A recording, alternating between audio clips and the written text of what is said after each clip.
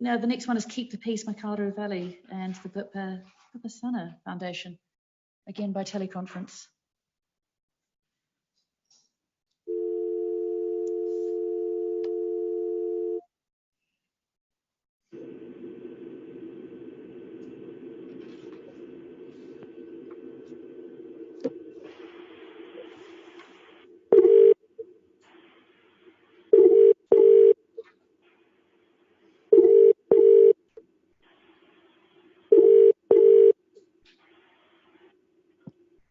Hello, Kirsty speaking.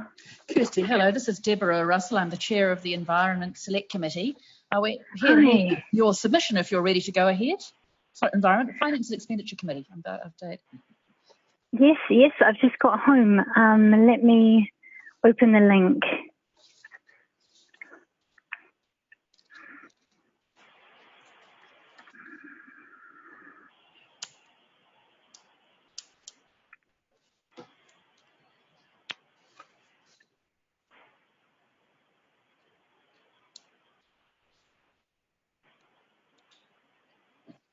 So we do need to go ahead, Kirsty.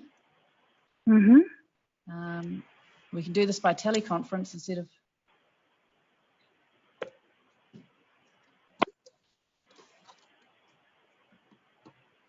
Okay, I think I've got it.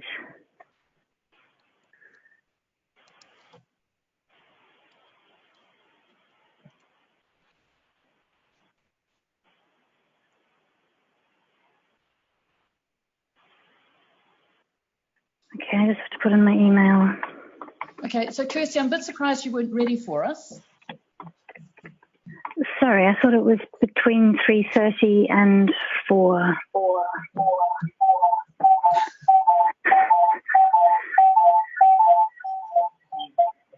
Yeah, I think we'll try to get you by the video conference line. I'm here. Well, I'm sorry, our sound is going wonky. I suggest you start reading.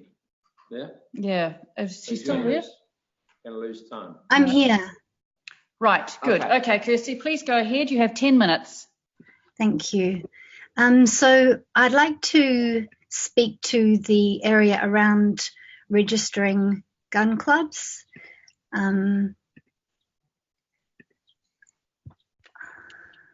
Please go ahead, Kirsty. We're already over time with this. Sure. Okay, sorry, I've just got dialogue boxes popping up on my screen. So my apologies for the late start. I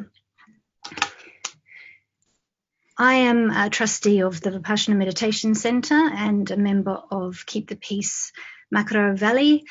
We have had the Auckland Shooting Club working to establish itself in our neighbourhood.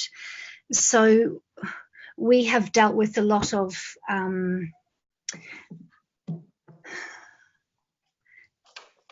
deception, threats, we've had to go through a lot of litigation.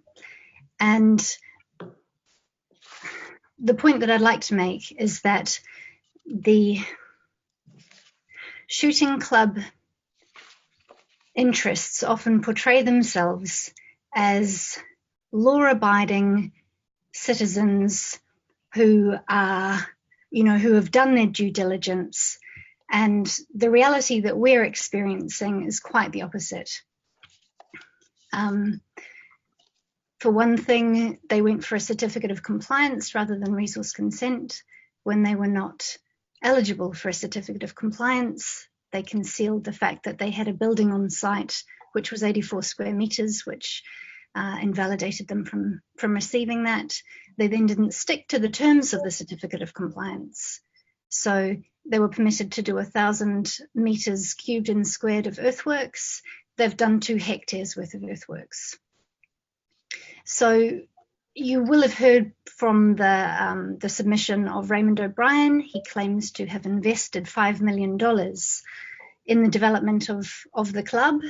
Well, he bought that land for $750,000 and he was permitted a building of 25 square metres and 1,000 cubic metres of earthworks. So where the rest of the millions went, it's a bit of a mystery.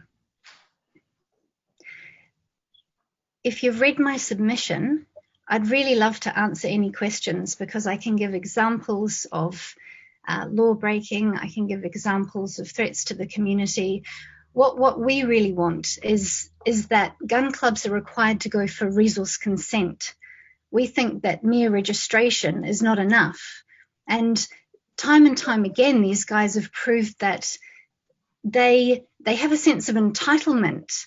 That means they're not capable of cooperating with the local community. None of us were consulted over them going in. They didn't do due diligence. If they did, they would have seen there was a meditation centre less than a kilometre away from their ranges, where they plan to put the ranges.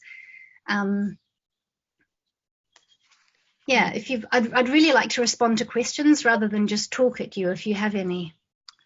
So that's fine. Members, do you have any particular questions with respect to these matters don't seem specific to the bill, yeah, but about an issue with a single club. But I would ask one question.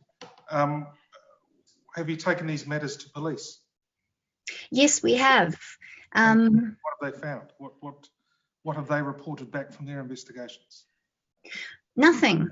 So we had an eyewitness that saw Raymond O'Brien himself removing Ngāti Rongo's protest signs from State Highway 16. So Richard Nahi of Ngāti Rongo went to the police and reported this, and they said, yep, we're treating it as a theft. The witness was never contacted by police, and no follow-up action happened. We went and met with police in Helensville and asked what was being done. They said, oh, we'll get onto it. And then the head of Helensville police changed and nothing's been done. So we've reported theft of signs, vandalism. You know, we've had a swastika sprayed on a neighbour's shed, cars pulling up outside people's houses and then sitting there for ages and then driving off. So I know this is an incident with an individual club. There's a woman who's had a similar issue with the Waitemata Gun Club. You know, they were shooting until 10 o'clock at night, and she called and said, would you please stop? My son's trying to sleep. And the guy said, well, there are 200 of us up here. Come and complain. So, you know, the point that I'm trying to make is that these guys present themselves as law-abiding and fair and considerate, but the reality on the ground is that they are not. They're not honest, and they have an incredible sense of entitlement. They need oversight. They can't regulate themselves. Well, I'm not sure that two clubs in Auckland are necessarily representative of all of New Zealand, but we can't really comment on the nature of the disputes and actions, allegations between your community and that one group.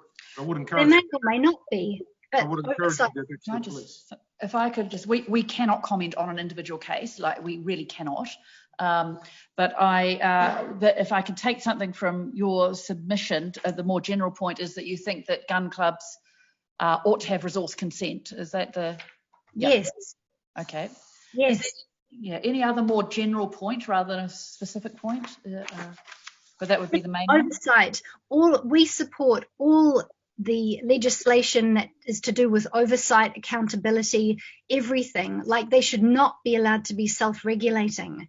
So, you know, that's the point. We want to support all of that, but we'd like to go further and get these guys under resource consent so that communities have a say over whether these guys go in or not.